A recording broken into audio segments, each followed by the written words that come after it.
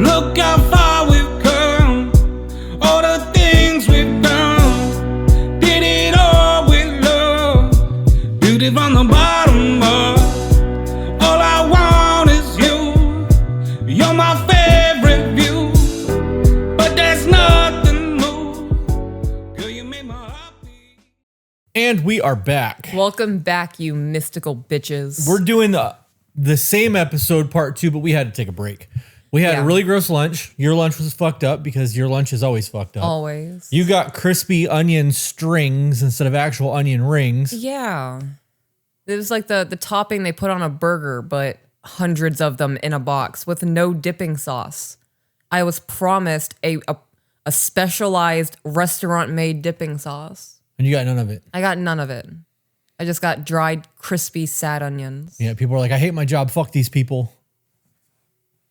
That's how it went. Don't take it out on me, man. Like, That's how it went. Damn, bro. That is indeed how it went. That is how it went. We got an hour of the other episode done. I haven't edited it yet. I don't think I'm going to delete it. I think I'm going to use the content, although I don't think it'll be even close to an hour. So we're going to do another email, maybe 2, get some content done, and then probably play some video games tonight. Maybe. I need to get some painting done. Need? I do. You need to. I do. Why? What makes it a need? Part of my well-being maintenance is doing artistic things. I have come to discover that about myself. And I've been pushing it off and pushing it off and pushing it off, and I'm getting angrier and angrier and angrier at myself about it. Okay, fair enough. I will game. I'm just not going to game the whole time you are if you decide to do that. Well, I really want to play Battlefield 6. Oh, I want to play that too. If we could get a whole team going this evening. Yeah. Today is October 14th of the recording. So, and the game came out on, I think, the 10th. And we have not even been able to play yet because we've been waiting for a whole team. And I was hoping that Sean would get on. That would give us 3 and somebody else would make 4. But at this point, I don't give a shit. I just want to play the game and see how it plays. I've gotten, like, I'm getting cocky good at COD now. Like, it's, which makes losing even worse. Yeah. I get that. So I really want to get into some Battlefield, but let's just jump into this. Let's do a non-Patreon email. All right. This one is titled, I need guidance or help, opinions, something. Okay. And this was sent of January of this year.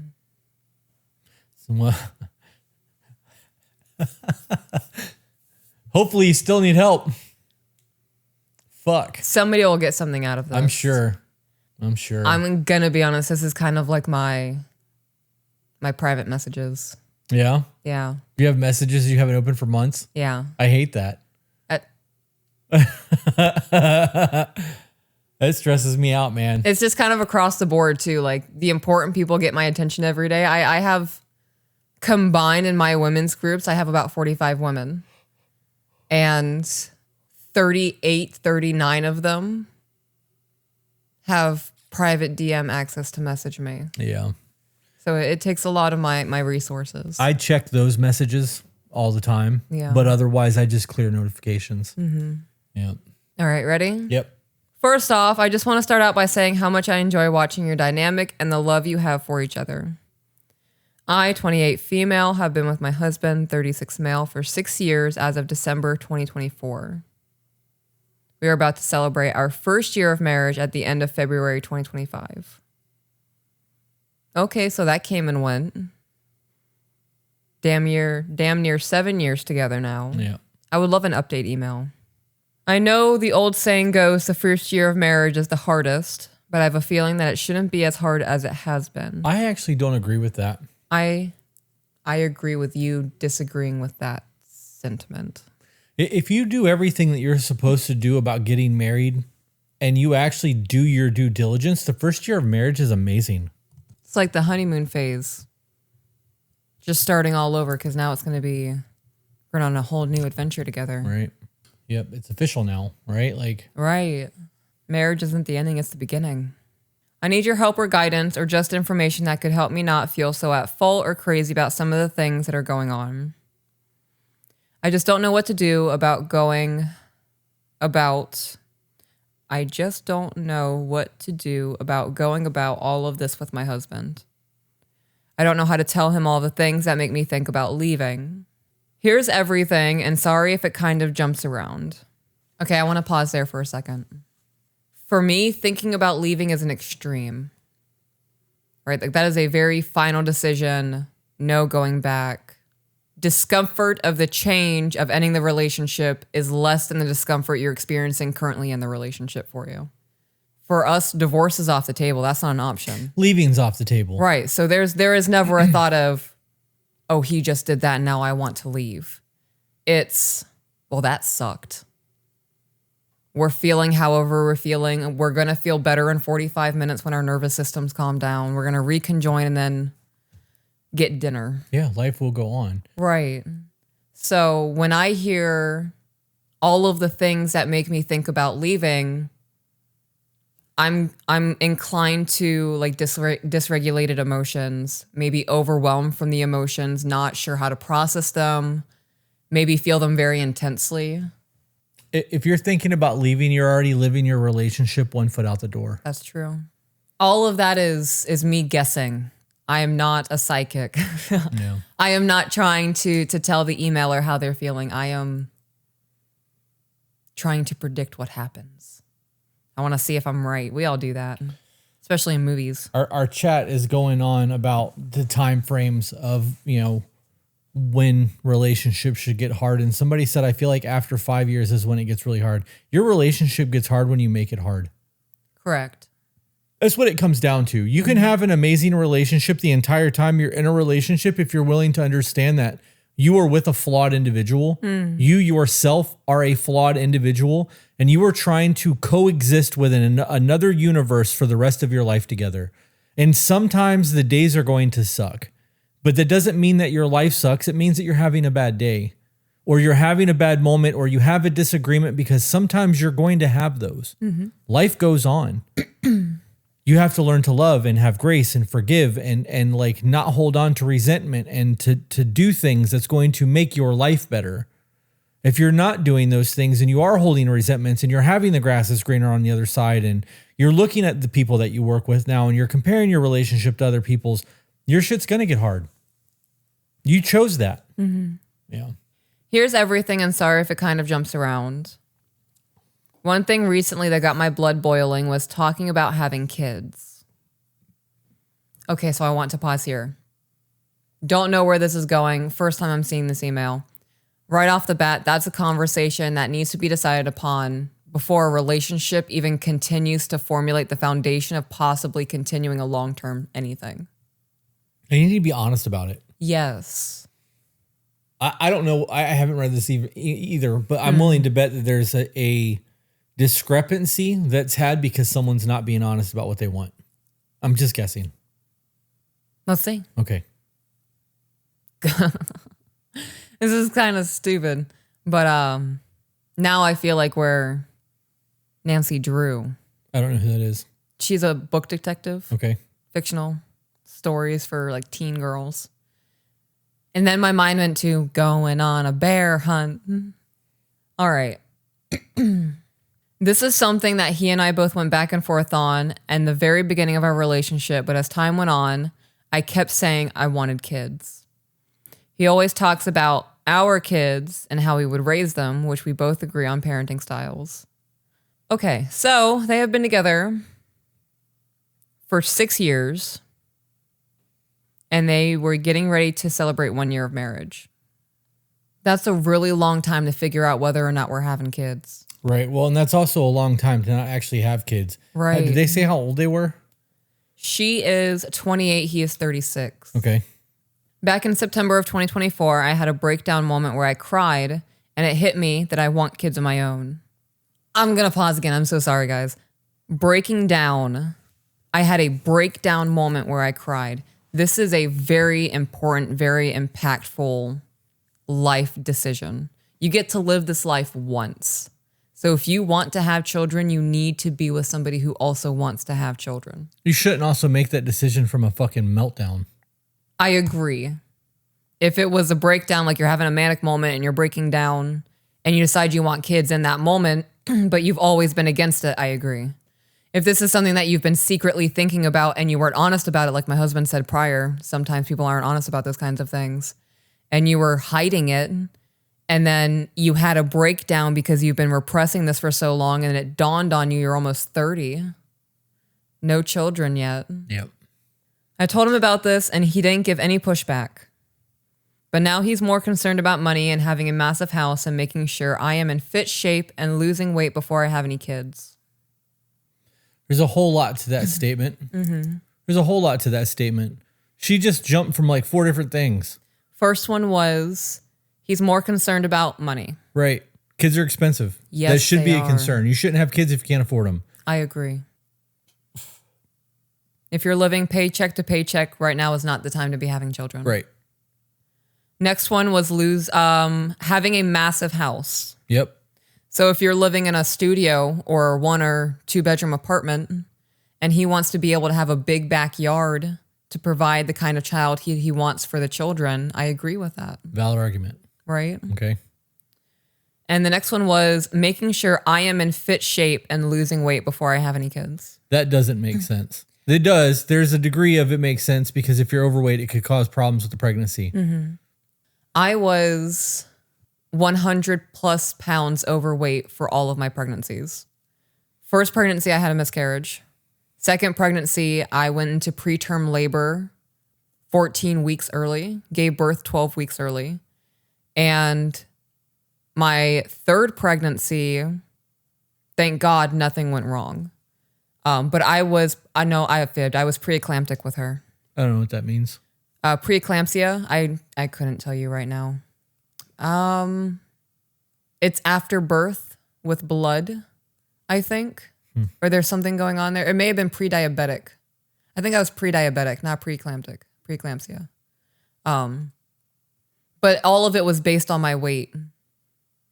It was the pre-diabetic. He was like, you're 2 points away from being pre-diabetic in this pregnancy. Gotcha.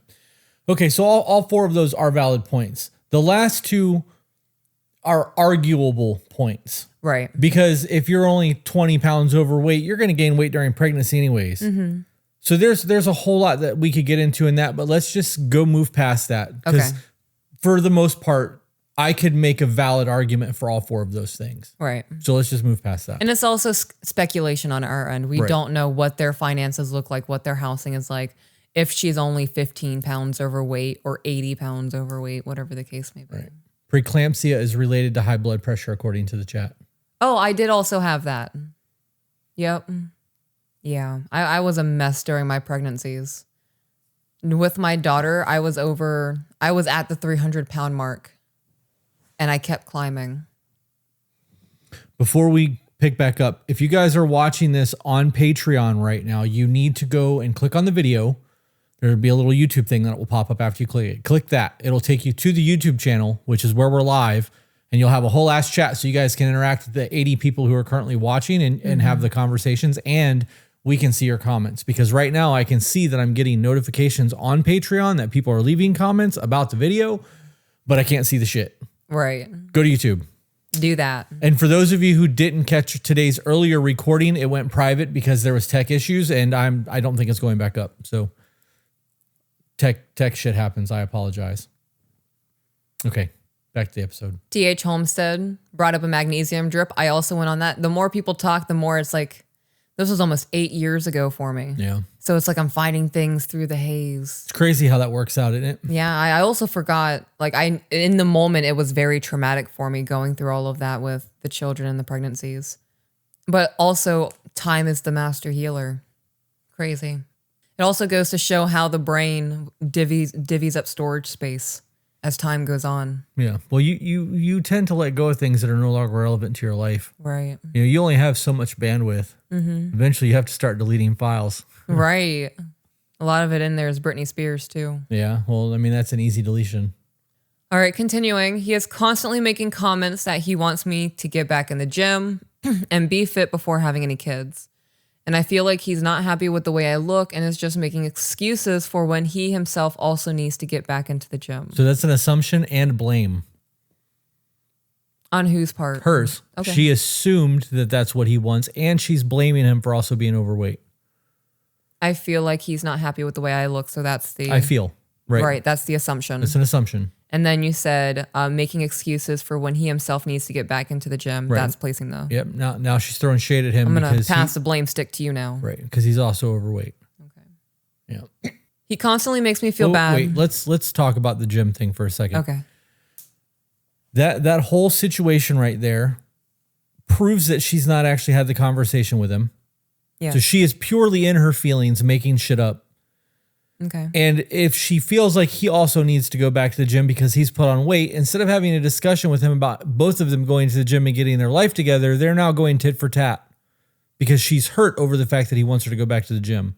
So he has expressively stated what he needs or what he wants from her. Okay. And she has not done any of that based off of the way that was worded. I can see that. Okay. I see that. He constantly makes me feel bad about having my own feelings, it seems. It seems. So why am I pointing that out? The same reason that we just stopped and broke down those previous sentences. He constantly makes me feel bad about having my own feelings, period. That is an indication that he is verbally saying your feelings are an inconvenience to me. I don't care about what's going on with you right now. Adding it seems draws back to she's in her feels. She's making assumptions with the lack of conversation. Yep. He is always defensive if I try to point out things that he does that makes me upset and turns it back onto me and makes it my fault. And I think this all causes my depression and anxiety issues. Okay. So for those of you who are wanting to write in, this is a phenomenal time to give an example of how you're bringing things up. I agree. You can't say that your person is always getting defensive and just move past that without telling us how you're communicating your needs. If we were on a call with you right now, we would say, give us an example of the things that you say that makes them defensive. So that you can tell us the verbiage and the wording that you're using in conversation so that we can try to pick apart where the communication breakdown is happening, where defensiveness happens. That's not something that, unless your person just genuinely doesn't like you, getting defensive is not a go-to for everyone all the time. It's a lack of communication that's happening between two people that makes that defensiveness go. It could be a default setting. How so? If that is how he has always responded to things, they get into a relationship together and he is just continued responding defensively because he's always made to feel like he's the problem, whatever the case may be. He immediately responds with, fuck, here we go again. I have to fight for my life. Right. I can understand that, but I still think that some of that comes down to the way that it's delivered. I agree. I tell him what I want from him. I tell him, I have a problem. Yeah. I have a problem with this sentence. I didn't even know what it was that hit my ear wrong. Bitch, what? Right, it did. That's funny. I was like, what the fuck did I just say? I tell him what I want from him is not a lot. You don't get to determine that. You don't get to determine somebody else's capacity and how much weight they can carry. And you don't know how much it may take for somebody to give to you, to love you the way that you need it. And some people are not capable of carrying that kind of pressure, you can say. Does that make sense? Yes. I wish he was more affectionate, especially when I have been trying to do that myself. I'm just going to keep stopping, guys. I'm so sorry. I wish he was more affectionate, especially when I have been trying to do that myself. So that needs to be a conversation, right? Not just telling him I'm not asking too much. What does that affection look like? Are you looking for more quality time? Are you looking for more physical touch? Are you looking for more words of affirmation? Do you need your feet held while watching TV on the couch? I was going to say men, not just men, humans. We need instructions. That's why they don't send any. Home Depot, maybe? IKEA sends instructions. They're just fucking impossible to read. That's why we have instructions, period. And if you're hoping to drop hints of, if I kiss the back of his neck more, he's going to know that I'm craving more attention too. That's not how that works. When my husband is loving up on me more, I'm thinking, he's just doting on me. Like he's feeling extra affectionate today. He's feeling extra loving towards me. I'm going to bask in this. there is no pressure for me to return affection to my husband. That is an obligatory return then. Like, I'm not loving on you because I want to in this moment. I'm loving on you purely because you just went out of your way to do so. I don't want it. Right? In that situation. I don't want anything out of obligation from you. And I'll come back to that real quick. I just want to say this. For those of you who are watching in Patreon, I just posted a link in the comments to get you to the YouTube video. Because there was people who were like, I can't get to the video. So in the comment section on Patreon is a link to YouTube, to the video, so you guys can be a part of the chat. And our shit just jumped up. Oh, so delightful. if you do anything for me out of obligation, it's because you have to. There's no love or want behind it at that point. That's slavery. That's my birthday. That's Christmas. It's anniversary sex. It's I rubbed your back. Now you rub mine. Like, I don't want any of that. I want authentic, loving compassion from my person when they want to give it to me because I know that it's real. Right. So, and I'm not saying that everybody is this way. This is a me thing.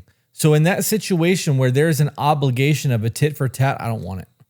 Just let me love on you. Right. And then when I got my fill, I can move on. And when you want to express that, you can. And great, you know?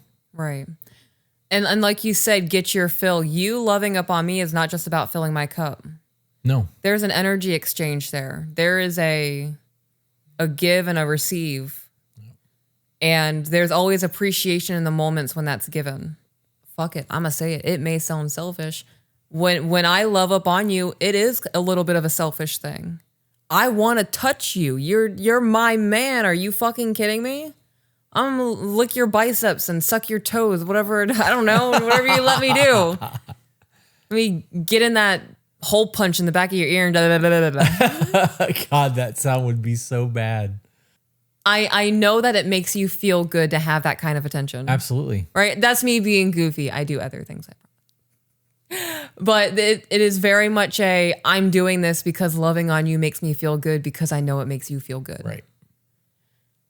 When it's removed and it's I wish he was more affectionate, especially when I have been trying to do that myself. Like I said, it depends on how this was written, because if this is I'm dropping hints, this is what I'm talking about. If you're dropping hints, to circle back to what I said at the beginning, that's a problem. If you're having conversations of, hey babe, I'm trying to be more affectionate, I would appreciate it if you chipped in a little bit. However, I didn't put much thought into that. Okay, so let me take over. Okay, delightful. In that situation, I'm trying to be more affectionate. I would like you to reciprocate that. What you're really saying is we are in the roommate phase right now. Our sex has gone down, the intimacy has decreased, and I am feeling disconnected from you. That's what you're really trying to get at. So why don't you just fucking say that? Yeah. Instead of playing verbal tag and hoping that somebody gets the fucking hit of what's going on. Perfect. Yeah. Say what you mean and mean what you say. Yeah, you kissed my hand the other day and I looked you in the face and said, do that more. Right. Like, that's it. I like that. I don't know. You can also say something dirty. I know my man likes it when I say dirty things. Yeah. So, I don't know. Give it a try. There's some things that's not for the podcast. Yes, correct. That was one of those thoughts. I felt that thought. I can give you a dummied down version of it. Have you ever heard the phrase, a lady in the streets, but a whore in the sheets? Yes. That's what I want. I want you to be the prim and proper, fucking dignified woman that everybody looks up to, but in the bedroom, I want you to be my porn star. Let's go. And that's our life. So that's fucking go me. Fucking high five myself. I like it when you brag on me. That's the way it's supposed to be, though, right? Like, you want your person to be fucking primal, like savagery when it comes to that kind of shit. That we all want that. At least I think we all want that. There might be people out there who are like, "Oh no, don't!" I don't know, weirdos. Oh, make me bleed. Yeah. All right, let's get back to it. Okay, I want him to want me to be around. I can't fucking focus. I want him to want me just to be around and not expect anything sexual from it. I think that is a valid request. Want. Yeah, absolutely. I mean, your person should be your best friend. Right. Not just a sexual object. Right. He makes me feel like a piece of meat in the way he will grope me and I have had conversations about how this makes me feel multiple times over the last couple of years. Okay. So, right? I have to Google something. Okay, this triggered a thought in me. So can I talk while you Google? Yeah. When we were at the Airbnb this weekend, while we were in the medicine, there was a robot thing that showed up on television that I didn't see because I was communicating with the universe in the moment and the world didn't exist to me. And I heard about it after the fact. And the conversation was between you and I'm not going to say people's names just because I don't think I should, but you and another young lady that was there were having a conversation about how the robot was overly sexualized. And during watching it, you guys were like, damn, even in the future, robots are being sexualized by man. And I was like, or a different perspective is when a man thinks of femininity, we think of flowy, curvy movement, soft, dainty, and we don't know how to show that because we don't have that feminine side. And there was a whole ass conversation about all of that. The reason that came to mind is because the way that I view the groping and the rough grabbing and all of that is a possessiveness. Right. It is a way that I show my affection to you. And it's not only that. I will absolutely get very soft with you and gently touch you and hold your feet and do all the things that I know you love. But going back to that primal statement, when I grab you or I smack your ass, that's like an aggressive love moment for me.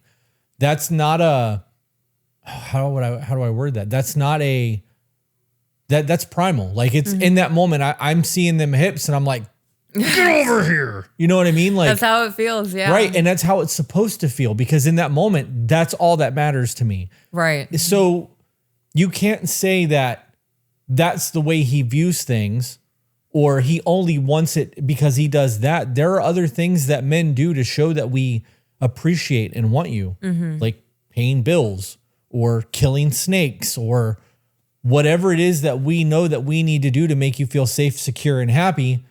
But there is that other side of us. We are very rough primal creatures. Like that's just nature. I don't know. I think women are rough primal creatures too. That one's not, according to that email. Okay. Yeah, that's true. I like it when you make me feel sexy. You're my husband. Period. That's the context I'm speaking in.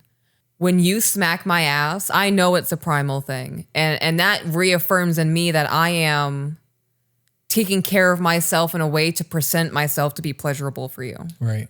Eye candy. Right. And that does it for me. It's not just my body that you're attracted to. It's the essence of me in this body. It's a whole primal thing for me. Trying not to go down a whole ass rabbit hole of the divine feminine and sacred masculine right now. Yeah. I've been really on that shit for like a month. Yeah. I'm not there. So I'm going to read the sentence one more time, and then I'm going to read the definition from Google AI in the physical context of what groping means. okay. So she wrote, he makes me feel like a piece of meat in the way that he will grope me. So the definition is to fondle or handle another person's body in a sexual way, particularly when the touching is unwanted and non-consensual. This is a form of sexual assault or harassment. So are you meaning to say that your husband is sexually assaulting you? Because that is how I'm taking that, because that is the word that you decided to use. If you mean that he is smacking your ass when he walks by in the kitchen, or he's coming up behind you while you're cooking and kissing your neck and he fondles your breasts, for us, that same exact motion, that same exact interaction is a moment of intimacy. And it's a quick way for us to connect in a just for us. Like, right. We only get to do this to each other and together. And we don't get to have sex every single day. Right. It's not possible, but I can damn sure make you come in the kitchen in less than 2 minutes and go about my fucking life. Right. So like, that's the thing. I wasn't going there with that, but yeah, you're right. It's true though. Like, Yeah. and so from her verbiage, if you were like, why do you always grope me like that? And I stopped doing it, all of those fun moments where I rub up on you or we end up dancing or I make you come in the kitchen while you're cooking dinner and go about our fucking day until dinner's ready, that would stop. Right. We would 100% be in the roommate phase and our physical intimacy would decrease by like 90%. Right. You are a piece of meat. You are the fucking greatest Wagyu marbled fucking piece of steak I can ever get, and it never goes away. Yeah. I All you can didn't eat, get Daddy. fat by not liking food, God damn it. Like, let's go. This is perception versus reality. Yeah. Yep. Quit smiling, you pervert.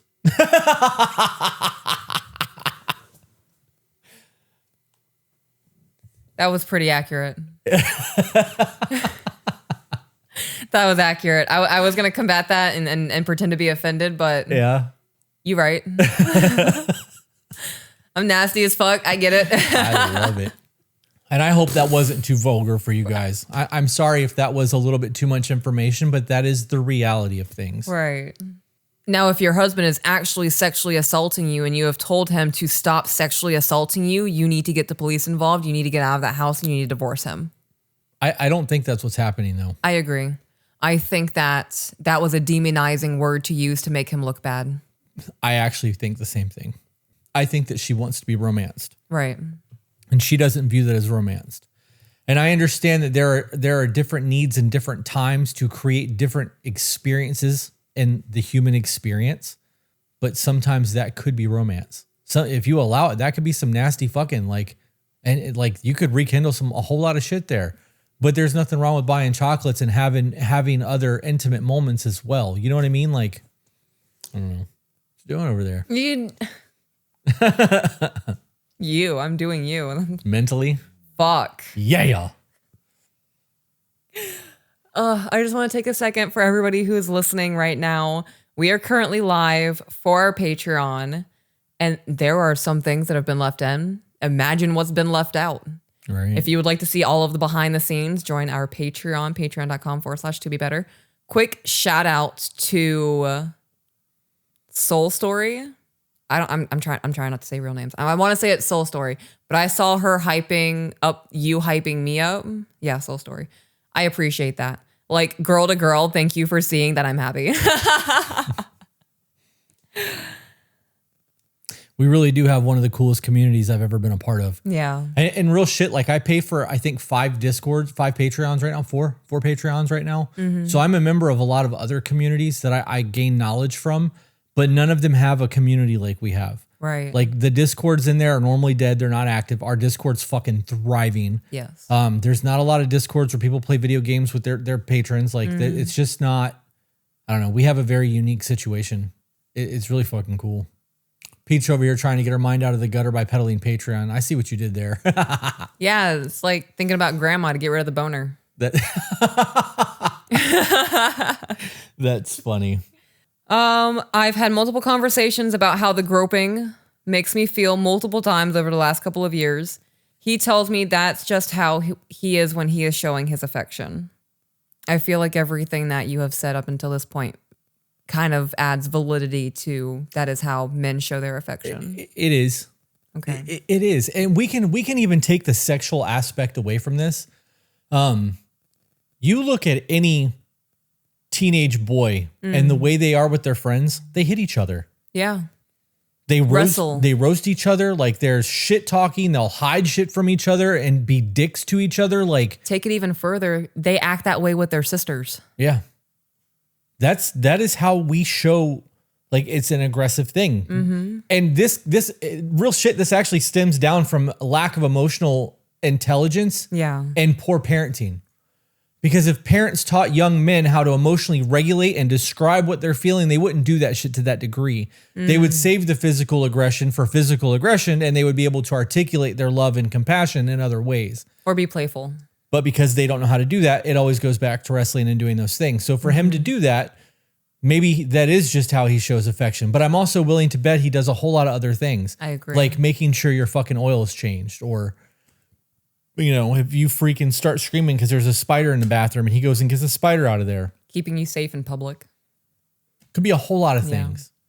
I also want to go back to the boy aggression between boys and then that extending to the sisters. I have a son.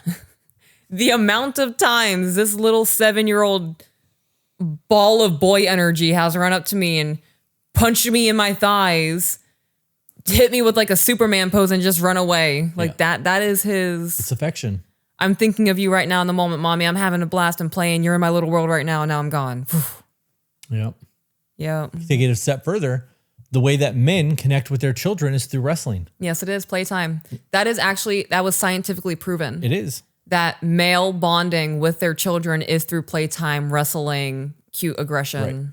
It absolutely is. And you can see it with me and little man, because every time I fuck with him, it's the highlight of his day. Yeah. Because I don't always have the time to do it. Right. So like in that world, I get to come out of my adult pops world and into little man's world, and we get to play and have fun for a little while. His cup gets filled. We bond over that. People really need to fucking research the other side of the aisle. Yes.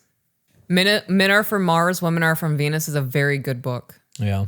Very good way to, the way that he creates it is there's the Martians and the Venetians. And the way that he separates them and almost creates this alternate reality where the genders are these two different species, helps put things into perspectives and see things differently from the other polarity. Yep. Look at me sliding words in there like that.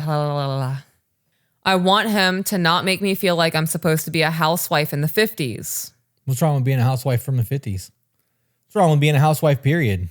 I want to know what she means by that. I'm sure she'll tell us. He wants me to practically be one, but I too have a full-time job that can be stressful. Okay, so what does a housewife in the 50s looks like to you? Right? And I that offends me a little bit. I know. I bet it does.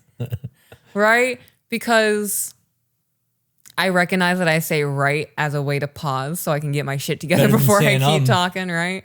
Right? I just did it again. Better than I take a lot of pride in my contribution that I do in the household and being a housewife. And I am still, technically not a housewife because I'm working and I'm an entrepreneur and I have all of these things going on. I work from home. Right. We travel sometimes, but home base is where we are. So I do classify myself still as the housewife working from home, maintaining everything, creating my own schedule. I still view you as a stay-at-home.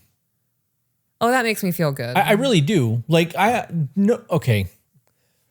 This is a side rail. I don't care. Okay. Yes, you record podcasts. And yes, you have your women's group. And yes, you're writing a book and you have all these side projects that you do. You are a mother and a wife before everything. Yeah.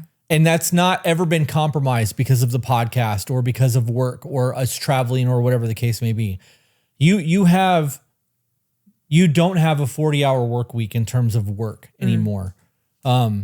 If you were working 40 to 60 hours a week and still doing all the mom and wife and home life stuff, I could see how that would be a different conversation, but I still very much view you as a stay-at-home wife. You don't handle the finances. No. You don't handle your car stuff. Like, I handle 90% of our life. You handle the things that you are coaching other women on, and you run our home. And this does tie into the experience that we had over the weekend. Like, I really do view our existence together inside of this domain as your space. And I wouldn't be able to live the life that we live together and do the things that I do for you if you didn't do all of these other things. So like that whole, I don't want to be treated like a 50s housewife, like, bro, I have a good fucking life. What do you mean? Right. Yeah. I know a lot of people who would absolutely love to be treated the way that you're treated. Yeah. And I treat you like a housewife. Now, are you throwing in the 50s because he's abusive? That's the only thing my mind correlates to the 50s is. That wasn't always the case though. No, it wasn't. But with the verbiage that she's been using to demonize him and make him look bad, that's where my mind's going to, because feminists will go back to, well, in the 40s and 50s, women were forced to be home and be beat and they couldn't divorce their husbands and all those kinds of things. That's not necessarily true though. That's just a narrative. Right. No, I agree. I'm just trying to decipher as to why that's such a negative thing. Yeah. Yet to him, my job is easy and I shouldn't be stressed out. Oh, I wonder what your job is. I wonder what his job is. He expects me to do too much and it breaks me down when I do some of the things and he doesn't do anything to help keep things the way they are. This is you're saying so much, but you're saying nothing at the same time. Right. Right? So what is he asking you to do that's too much? What is he not willing to do that's adding to your plate? This feels like a scarecrow argument to me. Yeah. Right? It's just, I'm going to blow on it and it's just going to fall apart because there's no true substance of what you are talking about in the story that you're telling us. He won't fold laundry, but will go through it in the basket and leave it everywhere in his tornado of looking for something. Okay. So did you guys ever have a discussion that laundry was your domain? Was that ever a thing? Or have you just done laundry the entire time and all of a sudden there's a problem with it? Like, that's one of those things that doesn't just happen. Right. Like when you guys first start living together and one of you does the laundry, if somebody's the one that's always doing it and that becomes the normal routine, laundry's your responsibility. Mm-hmm. You took that upon yourself. Like real shit that happens a lot. Yeah, speak up. Continuing, I feel like there's no point in doing anything to clean up the house when he does something like when he trims his beard and won't clean up the hair that's all over the sink, even when I basically plead him to clean up after himself. I'm going to challenge that too. Okay. I can go in my bathroom right on my side of the bathroom right now and there's hair all over the place. But I still clean my hair up. Whenever I shave my face, I wipe my sink out. I will sweep the floor up. But when you're using electric clippers and you're shaving, that goes everywhere. Mm-hmm. So unless you stop to physically clean your entire area every time you shave your face with clippers or shave your head, that's just going to be a thing. Yeah. I know that you know that I clean that shit because I do it in front of you every time we do it. Like literally every time, but there's still hair on the sink. Yeah. There's hair near the mirror. There's hair probably on your side of the sink because it goes every time. No, it's pretty centralized to your side. But it's not a lack of cleaning. It's just that's one of those things. It could be live here. A lack of cleaning effectively, but it's clean enough that like I don't think about it. And when I see it, I'll wipe it. But I guarantee I could go in there right now and find hair on the sink. Mm-hmm. Do you guys have one sink or two? That's a good question. Because if you have two sinks, I'll clean your sink once a week. Outside of that, it's on you to make sure it looks pretty. And if you don't care and you are cool with me cleaning it once a week, it does not bother me. I'm not using your side of the sink. I'm not looking at it. I'm not breathing in its direction. I am not going to overwhelm and stress myself out with perfection when in reality, hair in the sink is not going to be the end of the world. Right. It's not. It's also not going to attract bugs or roaches. It's not food sitting out. It's not crumbs. It's not spilt milk sticky on the floor. Yeah. I think everybody does have their own idea of what needs to happen for cleanliness. Yeah. Like we just were at an Airbnb for the weekend. That Airbnb was not lived in. Mm-hmm. And they have a cleaning people that come in and clean every time somebody leaves. So it's perfect. But no one lives in it. So there's not an abundance of stuff. There's no Amazon packages. There's no boxes laying around. Like it's very different than a lived house. It's not a Pinterest home, right? Like the idea, like our house, kind of just going to throw you under the bus a little bit. When we got home yesterday, we came home to a chaotic mess. Yeah. So I clean the house before the kids come over and then the house just gets a mess.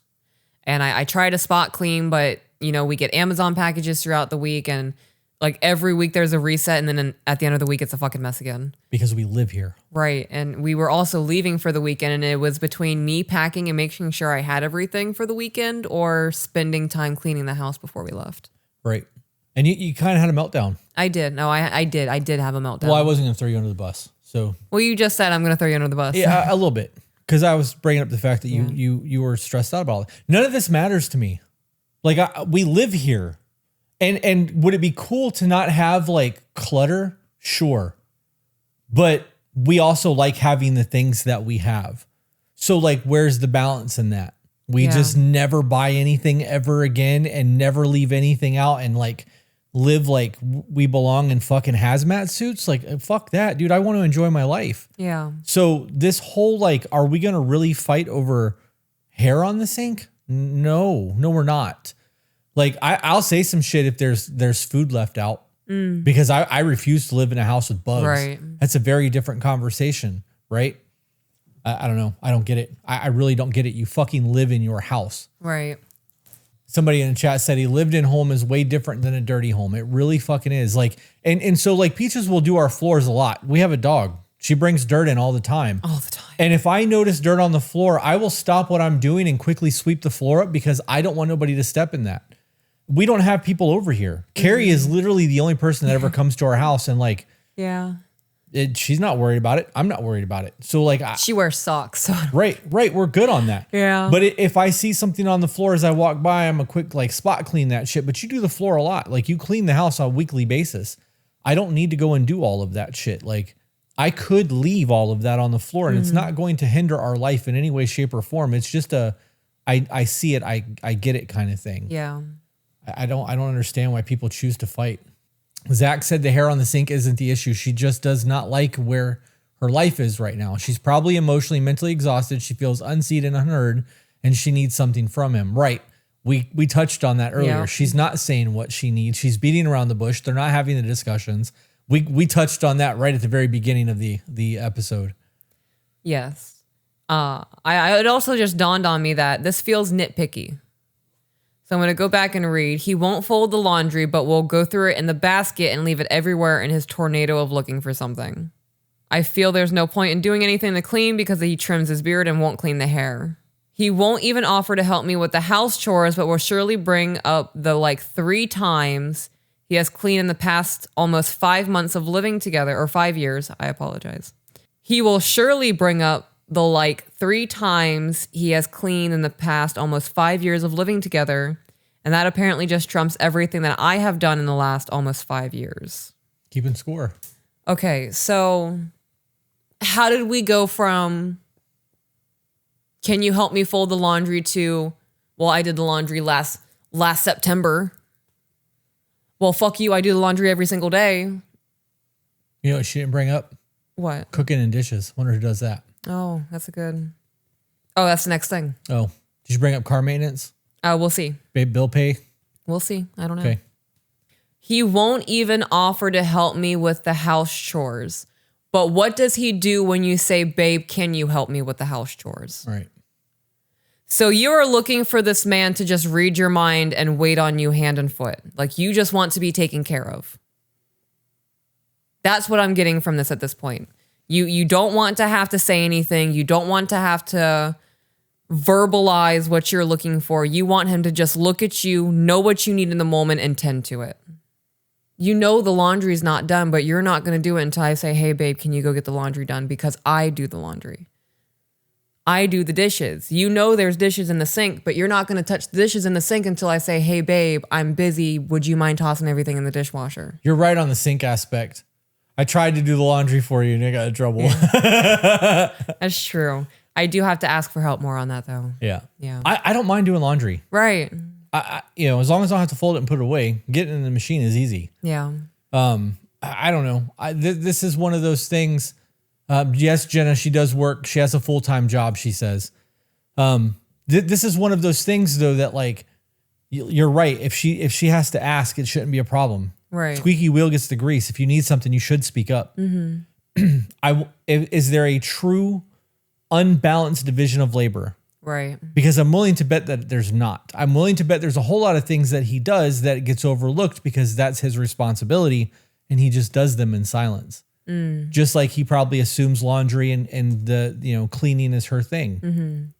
So you said that cooking thing was next? Yep. I am the only cook in the house. I've had my brother over for dinner before and had to ask him to grill the steaks because I am not the greatest on the grill yet.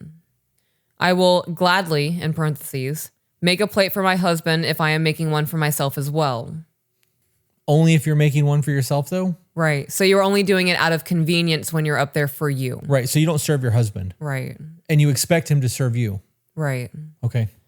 Even if I'm not eating, I will get up and make your plate and make sure you have everything that you need to be fed. Right. We take care of each other. Right. Continuing, if I make dinner and he doesn't make it home until later, he will expect me to just get up and make him a plate. Pause. Zach said this. This is not my statement, but I'm going to say it. If you guys are going to write in about a division of labor, I want a list of what jobs is whose. And I want a true list. Right. And this will actually help you guys in your marriage to know whose jobs are what, because it'll show a clear unbalance when you write all this out. But I want a list of all the things that she does and all the things that he does. And don't try to skimp, because if you leave things out, I'm good. The We're bill gonna paying, know. I'm going to assume that it's his job. Yes. Yeah. If I make dinner and he doesn't make it home until later, he will expect me to just get up and make him a plate. I would expect a plate to be made before I got home. Your plate always is. Right. And it's wrapped in tin foil and it's sitting in the microwave. And I am watching for you to get home so I can make sure that before you even set foot in the house, the microwave's going 45 seconds. I'm going to come give you a kiss. Babe, your dinner's going to be ready in a second. It's love. That makes me feel loved. I don't care how late. You could be getting home at midnight. If you are out working your ass off to provide for our household and you're getting home at midnight, I'm setting an alarm for 11:30. I don't care if I have to be up at 5 o'clock in the morning to get the kids ready for school. I'm taking that time to make sure that you're taken care of at the end of your workday. I can go back to bed. There's a whole lot of men out there who refuse to work. Yeah.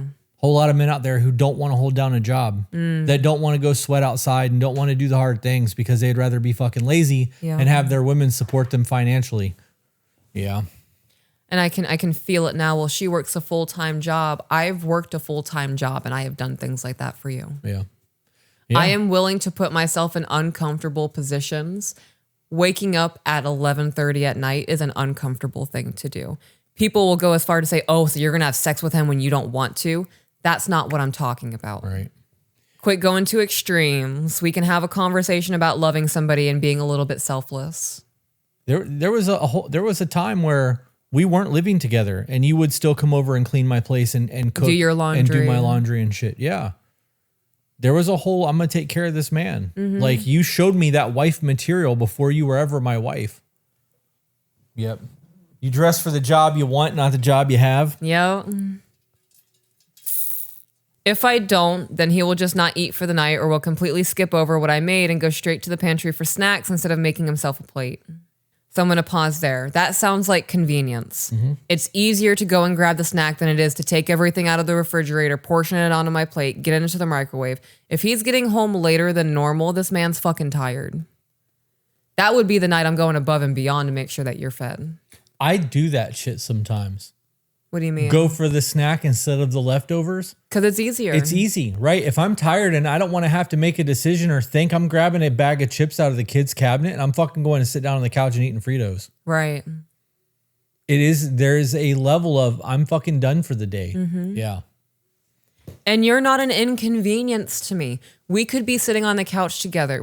This happens all the time. Hey, babe, can you go make me a peanut butter and jelly sandwich? Done. Unless you beat me to it because I have to use the bathroom. It happened once. I was so mad when I rounded that corner. I didn't see you on the couch and I was like, that fucker. I feel like you're depriving me of moments to love you as your wife when you do that. That's funny. I was hungry. It's not funny. It hurts my heart. It makes me bleed spiritually. I was hungry. Just starve a little bit longer for me. That's funny. And that tells me, right, you're not an inconvenience to me. I am willing to anything. You don't take advantage of me. Right. First and foremost, you don't take advantage of me. You know I am going to get up and do something when you ask me to, and you don't abuse that. So when you do ask me to do something for you, I'm going to do it. It is not going to disrupt the rest of my day. You're not fucking up my chi. So hearing her say these kinds of things, you guys, your whole relationship is fucked up. It's not just that he's not doing these things, as you say, although I think that your perspective of things is very, very skewed. Your guys' relationship has not been okay for a very, very long time. Right. And it's not just the things that he's not doing. I also don't make demands of you. No, you don't. Like it's always. I know that if I was like, go make me a sandwich, you'd go make me a sandwich. But I don't talk to you that way. I always ask you, will you please make me a sandwich? Or next time you get up, can you grab me a drink? Like, but I also do that shit for you. Like if I'm going to the kitchen, do you need anything? Like this is a serve each other. We are trying to make each other's life as comfortable as possible. And if it ever became one-sided and you felt like all you did was serve me and I never served you back, I could see how you would have a problem with that. Right. That's a valid fucking argument. The reality is that's not the case. Right. And like in the event that this was us and I don't do dishes, I don't cook, and I don't do laundry more than maybe 20% of the year. And even that's probably pushing it. I like help you get the laundry to and from the laundry room. Yeah. And like I fluff it and I will aid in that aspect. I do a whole lot of other shit, like make sure that you have a phone charger, or make sure that your oil's changed, or, you know, make sure that you get to the ER when you break your foot. Make sure that your fucking meds are taken care of. Making sure I'm taking my meds. Make sure that you have emergency tampons in my backpack when we travel, because they don't have tampons in certain countries. Don't tell me that I don't fucking serve you. Like, right. This is an ebb and flow, and it may not look like me cleaning the house, but you ain't gonna ever not have feminine hygiene products. I'll keep that shit in my backpack if I have to. I don't give a fuck. Right. Right? Like, so perspective. Yeah. I don't get it. I don't get it. I am the only one who does dishes. He will deliberately wait for me to get up with my plate to have me take his for either more food or he's done. He don't ever take your plate away? Like he's never taken your plate away and just got up and grabbed the shit and gone? I don't believe that. Never? I would like an answer to that, yeah. I'm the email's wrapping up, but I want to say this before I lose my thought. Are you the woman who's worthy of receiving the things that you are asking for of this man? Ooh. Are you a bitch?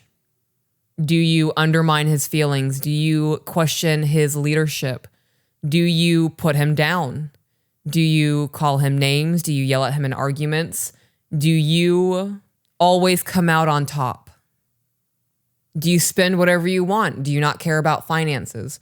There is so much of his perspective that is lacking in this.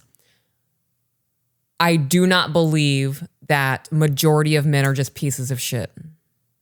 Do I think that there is a small majority of humanity, including both genders out there, who are just fucked up beings who will do things because it makes them feel good regardless of what it, does to the people around them?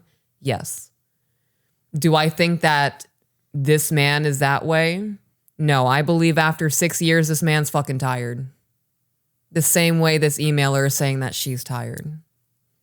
And if he did everything that she wanted him to do, would that fix the intimacy in their marriage? Right. What would that change? Other than you would have somebody to clean up the hair. You'd have somebody to help you with chores. You'd have a roommate. Right. You wouldn't have a husband. You'd have a roommate. Mm-hmm.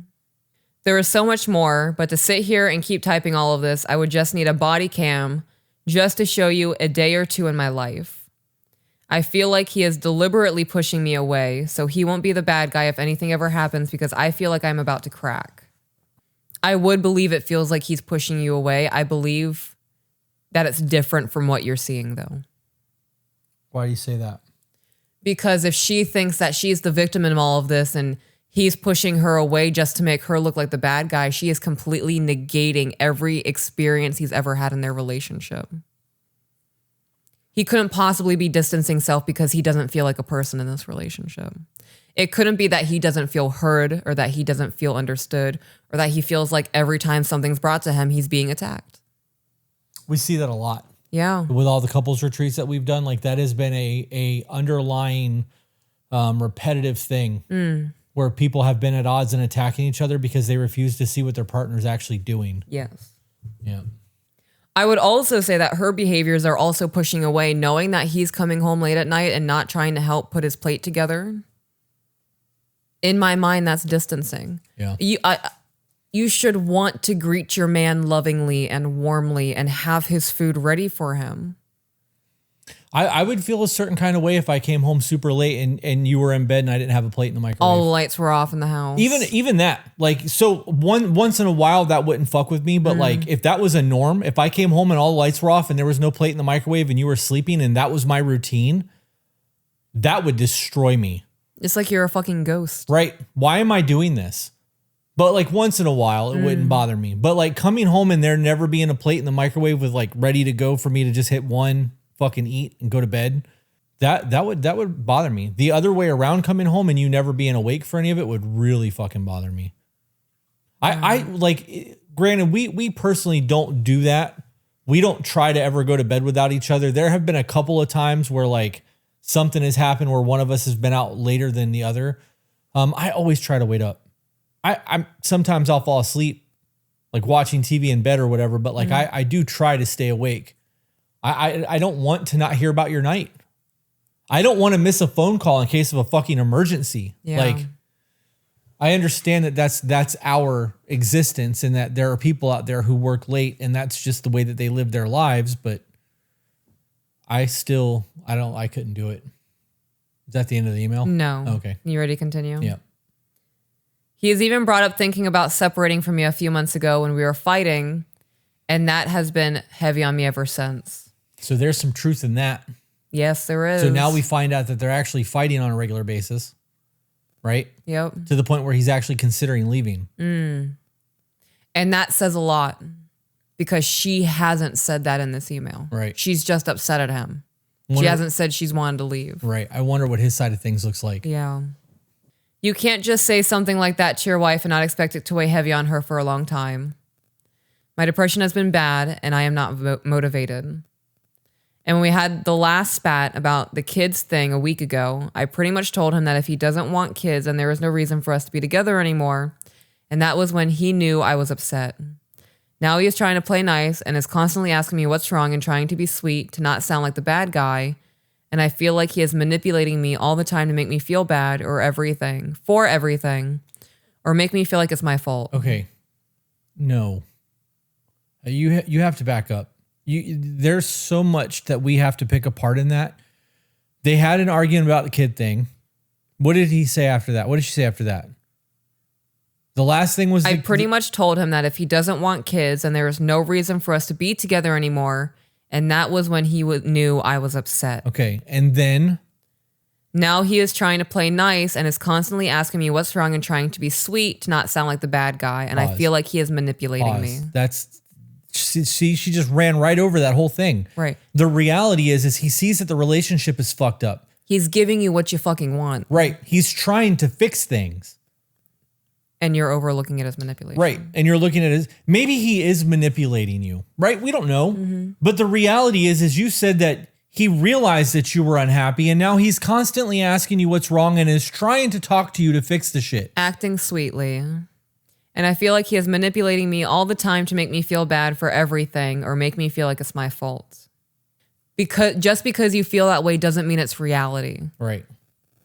We need examples of what is being said and not just what you heard. What did the person say to you to make you feel that way? Yeah. And you're only feeling a certain way because of the emotional connection you have to the situation.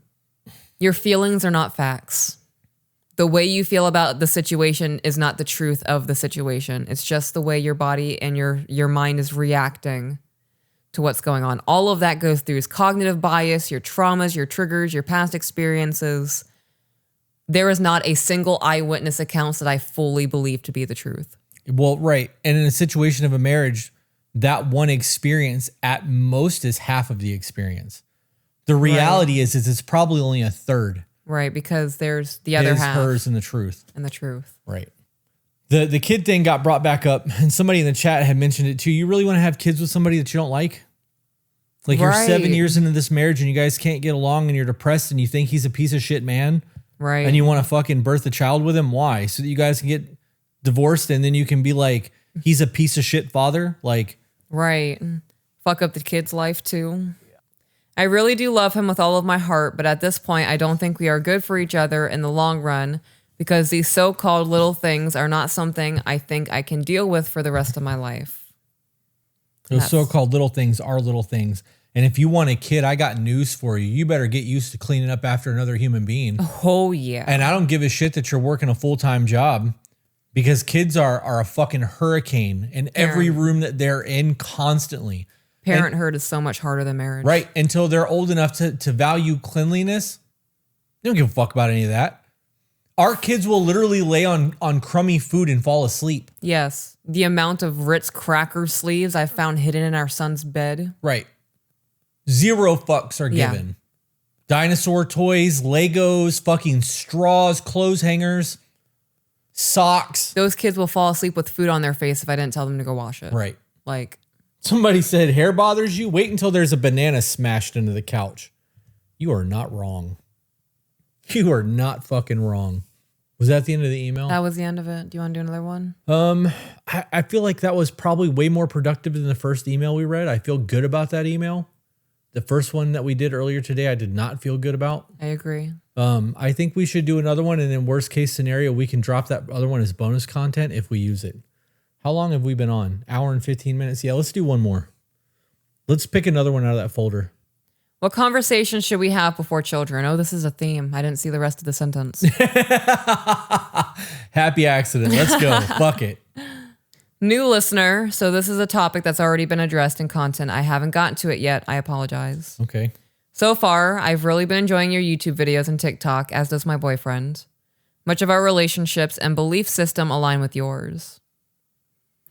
We are getting married next year and plan to have a family after. While we have discussed around what parenting would look like, how we'd approach private versus public school, discipline, etc., I'm curious to hear from actual parents what conversations you recommend we should be having that we may not be thinking about yet. If it's helpful to provide some context for our specific situation, we both plan on continuing to work full-time. To be clear, if I told him today I no longer wanted to work, he's already expressed he's happy, willing, and able to be a full-time provider. Though I work completely from home and truly enjoy my work and feel strongly that I'd miss it, which is why the plan now is to proceed into future parenthood under the assumption that I would go back to work after 12 weeks of maternity leave. I don't like the two-parent system working. Yeah, I don't think women understand what it means to work as a mother until they start working as a mother. Right. If you have the ability as a woman to stay home and raise your children, you should do You should fucking do that. Especially if you've got a man that makes good enough money to support all of you. There's no greater fucking responsibility or role or anything than raising your children. Society. Right. Unless you're like a piece of shit person that's going to fucking ignore your kids and play on TikTok all day. Like, that's a very different conversation. Right. But like, if you plan on having children and you want to be a parent, you need to step away from work. Right. That's one of those sacrifices you're going to have to give to have children. I understand enjoying work. I enjoy being productive. And if you can't create your own schedule, working from home is dope, but your kids are still going to know, oh, mommy's off limits for the next 8 hours. So who's going to watch the kids while you're working? What grade do you think we should pull the kids out of? Because right now, like, the only thing that's keeping me from being like, fuck it, pull the kids from school is that right now they're still very high energy. Yes. There's still things that they need to get from the school system. But like by 5th grade, I don't think they're going to be in a public school system. I think 5th grade's the cutoff for me. Right. I want them to have the playtime and to do all that. And I want them to be able to understand how to do their schoolwork and get old enough that we can work and they'll go do their own thing. Right. So for example, days where we have to live stream, we can get up, do 3 hours of schooling, be like, all right, you guys got a 2-hour break. Here's the PlayStation. Here's your bikes. Here's the fort outside. Here's some paintball guns. Whatever the fuck you want to go do that. We need 2 hours. We're going to work. Then we're going to come back and you're going to work some more. Like, and like that needs to be a thing. I don't like the public school system. I don't like daycares. I don't like that people are like, here, grandma. Right. And I'm going to go away for 3 weeks and not see my kid anymore. Like, I understand that there are people out there who are chasing dreams and doing things and that kids can sometimes be an oops. Yeah. But if in this situation where you know that you're going to get married and the next step is to have a family, then you need to have conversations about what it looks like to actually stay home and raise your child. I agree. And that doesn't mean that you can't have your own little side business or hustle or hobbies or whatever you want to call it. I'm doing it and I'm still fully present with my children. You're a really good mom. Yeah. Yeah.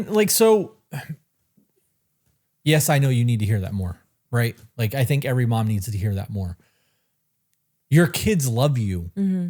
You guys have movie nights with popcorn and like you read to them every night and you do homework and you're still cooking for them and you go on bike rides and you guys found owl pellets that turned out to be fucking turtle shit. Like, but you're out there spending time with the kids. You take them to the beach, you do sand castles, you do all the things that parents should be doing with their children while still holding down a job and being a wife. Mm-hmm. You're not passing the buck off to other people. Like, and I do it because I can create my own schedule. Right. And I got myself to a point in life to make that a thing. Yep. It's a choice. Yeah. And if your husband is fully capable of providing for you and taking care of holding down the fort of the household, I think a fool would not take that. I think that you would love doing something under your own employment so much better than working under somebody else. Absolutely. Build your dream instead of somebody else's, for Right. sure. You could be doing exactly what you're doing on your own, making more than what you're doing. Was that the end of the email? It's not. Okay. All right. I'm not trying to rush you. I was just curious because there was questions that they asked. Continuing, he is a firefighter with 4 days on, 4 days off schedule. After talking with my mother, we're comfortable with him handling childcare, while I would be Monday through Friday while he has his days off. Obviously, ever having time to come home and sleep after his long shifts. My mom will come and stay with us to provide childcare on days we're both working. So what happens when mom doesn't do that? What happened when mom's sick? What happens when the baby gets sick and mom can't come over because she may have improvised A weakened immune system. a weakened immune system or whatever the case Right. may be, right? You cannot rely on other people to make your life work. Yes, mom is all about it. She's excited about the grandbaby. She is not going to be able to be there every single time, every single day. It's a reality. It is a reality. I think a lot of people going into parenthood are very naive of what parenthood demands of you. I agree with that 100%. I had it. My firstborn was born when I was a minor still. Mm-hmm. Like, I fucking get it. I thought I knew a whole lot of shit I didn't know. Yeah. I was wrong as fuck. That's the reality of it. You can't rely on other people to raise your child. Like, Right. this is a you responsibility as you bring this child into the world. And there are a whole lot of people out there that will step up and help, but you can't demand it of them. And that's the reality of it. What's that face for? Because she just said, at this point, we're thinking we'll try public school if it feels right at the time. But right now, things are looking real homeschoolish. How are you going to do that if you're working full time? The only thing that comes to my mind is, so now you're going to have mom also homeschool the children while you're doing that. Like, I am all about having a village and being supportive. You don't need it. You could be doing all of this for your children, right? Now, at this point, I'm viewing like you want your career more than you want motherhood. Right. And that's okay. It's fucked up for you to bring children into this world to have them raised by grandma. I agree. And your children are going to miss out on a lot of you because you're being selfish and deciding to go forward with the career. And I'm not saying you can't have both. You can certainly have both, but one of them is going to have to give. Yeah, one will be a priority. One will be a priority. And the children will feel that, whether that it's them or not. There's not been any real questions about the life experience, though. Well, I don't know. We'll see. Okay. But right now things are looking real homeschoolish, at least while our kids are young and impressionable. Fortunately, my mom is a retired teacher who could provide this support. Sorry if this context was more of a nuisance, but I've heard you say it's helpful for relationship questions, so I thought it might be helpful here too. Yeah, this is a great conversation piece, but you're missing out on a whole lot of things, and you're relying on your mom to raise your child, is what it sounds like. Somebody in the chat said, what if your kid has special needs? Right. Then what are you going to do? Right? Because if they require you to quit your job and be there full time because your kid is maybe nonverbal autistic. Or like Angelman syndrome. Right. Could be a whole lot of things that could require you to quit your job. Are you going to be resentful that you decided to have a kid and that your husband still gets to go to work and doesn't have to be there full time? Right. Because we've got those emails. We do. But so let's talk about some of the other questions that should be asked, like discipline, religion, diet, holidays, right? There's a whole lot of other questions that need to be talked about when kids come up. How about what if there's are we going to breastfeed or formula? How are we going to pay for that formula? What if there's a premature child and that formula is $80 a can? I understand he's a firefighter, but how's that going to get taken care of, right? Like, I didn't plan on spending $80 a bottle of formula, but I had to. right. That's why I brought it up. Right. So this is the end. Apparently there's an update. So this is the final sentence to the first half of it. Thanks in advance for any insight you can provide. Looking forward to continue binging your content. Okay. So with just based on what you have provided in the conversations you've had with your husband about parenthood, I'm taking away you're either very young or have not done enough research. If you guys are into your 30s, mid 30s, and you are not fully comprehensive of what parenthood is demanding of you, I'm blown away because you've only had 2 conversations. You working and then mom watching the children and maybe homeschooling. Right. Well, see, now you brought in the 30s. The older you get, the more chance of birth defects there are. Correct. Your eggs Down start syndrome degrading. goes up, right? Like, Right. If I'm correct, I believe your eggs start degrading at 25 years old. And once you hit 30, it's halved. And then every year after that, by the time you're 40, I believe it's increased to 70% of having a birth defect. Right. This is all off of memory. I could be totally wrong. I 100% encourage you guys doing your own research into these kinds of things. We are not professionals. No, it is very important that you understand your body and what you're doing with putting things off and waiting or not understanding. More questions that should be asked just on the whole baby thing. What are we going to do about college? Right. Are we going to pay for their college? Are we going to pay for a trade school over college? Do you feel they should go to college or a trade school? Are we going to set up a Roth? Yep, that's a whole ass question in itself. Because the money that you are putting away for college should go into a Roth, and that could set them up for retirement, right? Like, there's a whole lot of real conversations that need to go into that. Kids are not just they're not a dog. Fuck it, let's do this. Right. They're not. You're not going to throw the ball in the backyard for 20 minutes a day and have them be good to go. A lot of demanding, a lot of focus.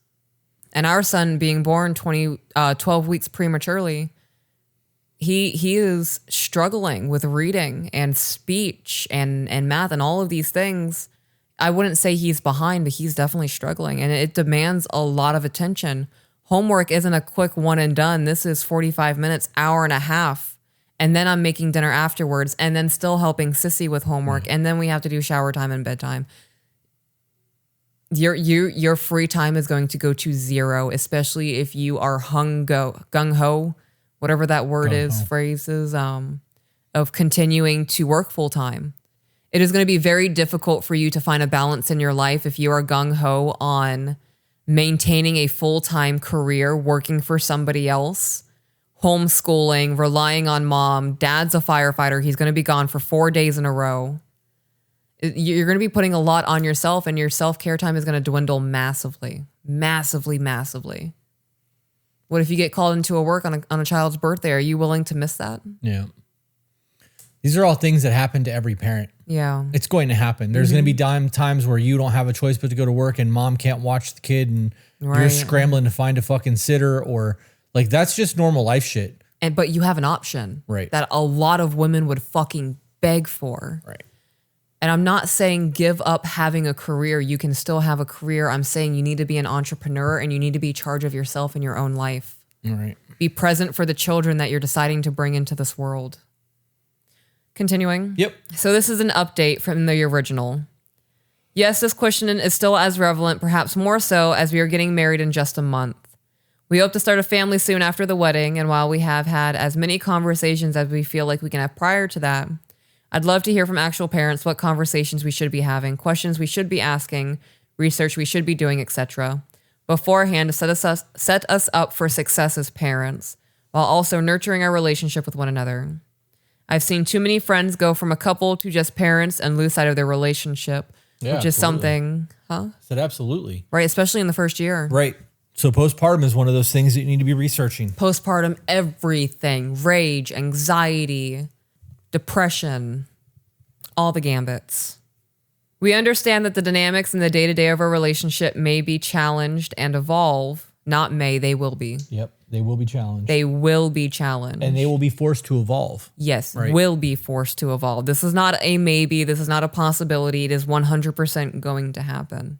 But it doesn't mean that it's a bad thing. Right. Right? That's what I was saying a minute ago. Like, this shit happens to every parent. Yes. You can have... Everybody's got a plan until they get punched in the mouth. So Mike Tyson said. And it's like that with parenting. And kids are going to punch you in the mouth. Metaphorically. Every fucking day. Sometimes physically. Yeah. Okay. Yeah. We just want to do our best to intentionally and proactively not fall into the same trap. Some context for our specific situation I have shared in previous emails if it's helpful to have it all in one place. Okay, so I'm confused. So she laid out everything from the previous one. But I forgot that she works from home full time. So your mom's going to be coming over while you're locked away in a bedroom working to watch the children. That would be so fucking hard for me. Yeah. Especially when the kids start screaming at the top of their lungs because something happened. Right. Or you hear a crash and a bowl shatter while you're on a call. Like, also, I'm missing all of that. I'm going to hear that day in and day out, and then the laughter and the moments, and they're watching a movie, and then maybe my daughter's singing her favorite song. I want to hear that every single time. Right. Because her voice is not going to sound like this forever. Yeah. She said that her job offers a creative outlet that she enjoys that she did not provide in the previous email. Mother has offered to provide childcare in our home once we have children, so the cost of childcare does not play a factor. My mother is a retired teacher, so we have also talked about the possibility of homeschooling route. Okay, but what about you homeschooling? What's the creative outlet that you can't do without your job? That's a good question. Don't tell me it's OnlyFans. That's not a creative outlet. Fuck. The reality is you don't need your job to do creative things. We are fucking by design creative creatures. Whether you believe in like the biblical aspect of creation or the Anunnaki aspect of creation, we are created and like made in an image to build and do and create. Yes. So like that is who we are. You have the ability to do all kinds of creative shit. Your job doesn't need to be there for that. Mm-hmm. What are you going to do if your mother passes away and you now have a 8-year-old you have to homeschool? Right. Or a 6 and an 8-year-old because you said children. That's a good question. Right. There are so many other things that need to be looked at. You cannot just rely on your mother to be childcare and homeschool. What are you going to do if you and your mother have a falling out? What if you and your mother disagree on disciplinary actions and you decide that her being the childcare is not the best move?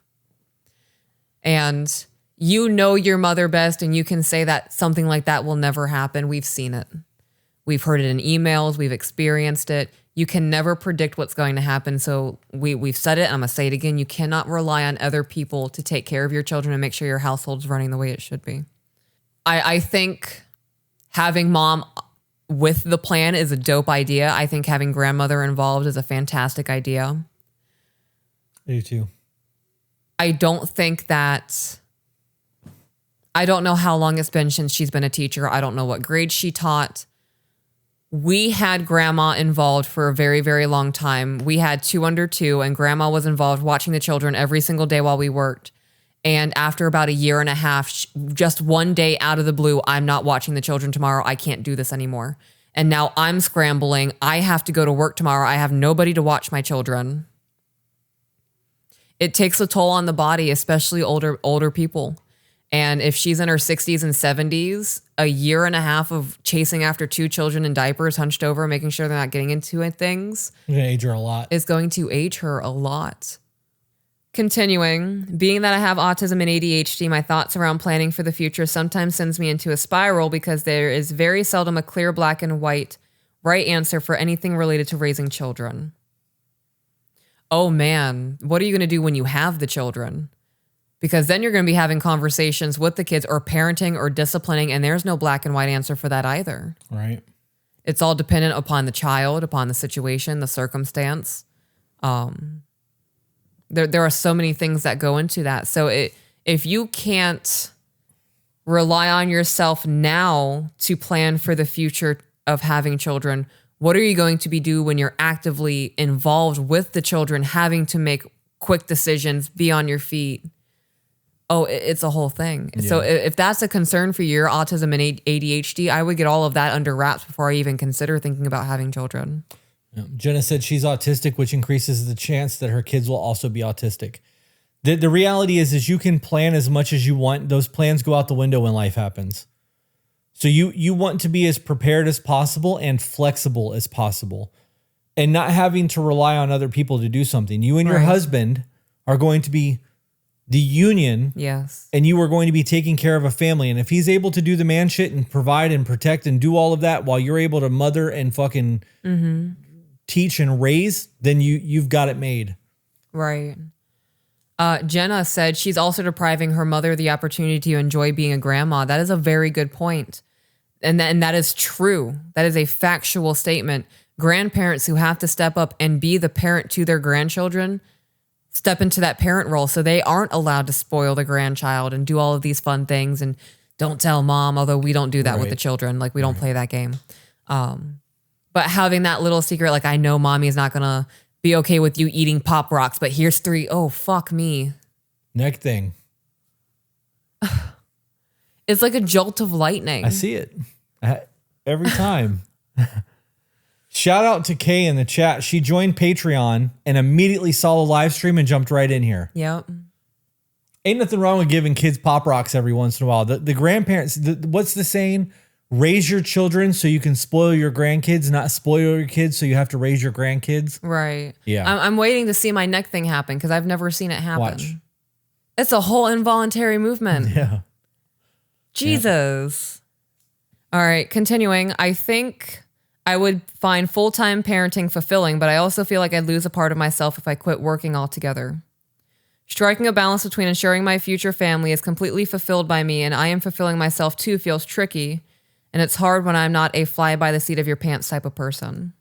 How would you raising your children not be the most fulfilling thing you could do for your family? Everything that you do with your kids is going to echo throughout your family lineage. Everything that you do right with your children is going to be passed down to their children. And then their children. And then their children. 240 people in your lifetime if you count down through your family tree. Right. It's a lot. I don't think that you need a job to have a creative outlet. If that is your excuse for wanting to work full time, is that I need the creative outlet, you can have that creative outlet on your own, making 100% of the income. Yep. You build a website and start selling your shit online. Right. Start painting, doing photography, sculpting, fucking web Clay, design, pottery, whatever. Right. Anything that you want to do that sparks that creative, scratches that creative itch. And you can absolutely do that shit on your own time. You know, paintings and things like that are very time consuming, but you can do it when you have the time to do it. Right.